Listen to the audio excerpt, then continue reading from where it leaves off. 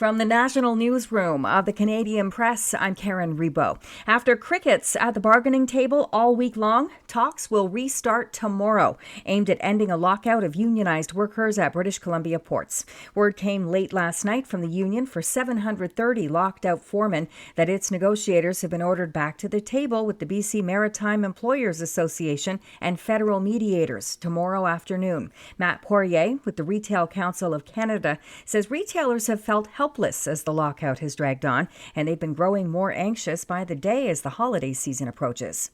We're not seated at the table, yet we're the ones that are bearing all the costs and the punishment of these delays. The resumption of contract talks was announced just hours after Labour Minister Stephen McKinnon said there was a concerning lack of urgency to resolve the BC ports dispute, along with the week-old strike by dock workers at the Port of Montreal.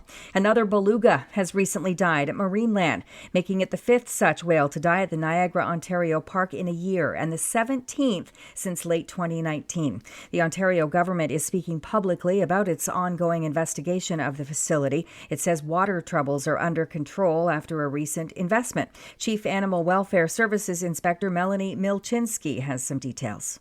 It really is a full-time job to monitor the quality of water in a drinking water system that the municipality provides, in a swimming pool that's open to the public, and then similarly with the facilities that are at Marineland. Milczynski says she doesn't believe any of the beluga deaths at the park were due to the quality of the water.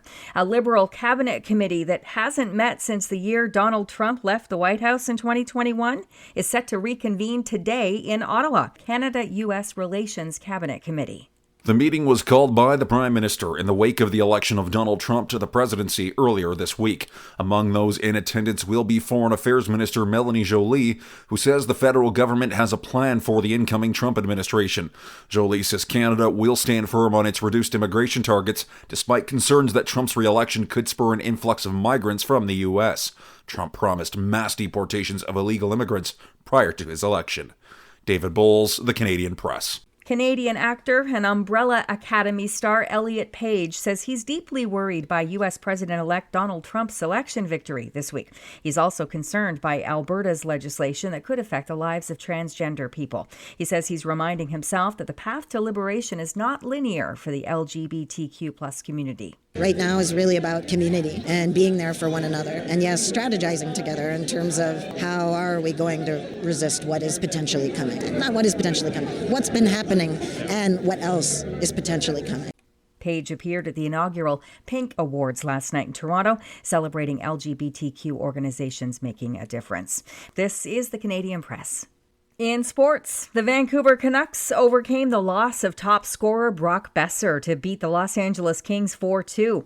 Boeser, who scored a career-high 40 goals last season and leads Vancouver with 6 this year, did not return after taking an illegal check to the head from Kings forward Tanner Jeannot. Connor Hellebuck posted a 35-save shutout for the Winnipeg Jets in a 1-0 blanking of the visiting Colorado Avalanche. The Ottawa Senators lost 4-2 last night to the New York Islanders. The Montreal Canadiens lost their 5th in a row, falling 5-3 to New Jersey.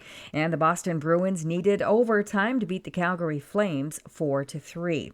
In NFL Thursday night football, Lamar Jackson threw for 3 fourth-quarter touchdowns, and the Baltimore Ravens stopped Cincinnati on a 2-point conversion with 38 seconds left to hold off the Bengals 35-34.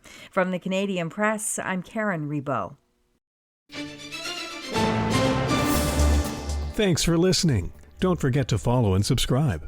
For more of today's top stories, visit thecanadianpressnews.ca.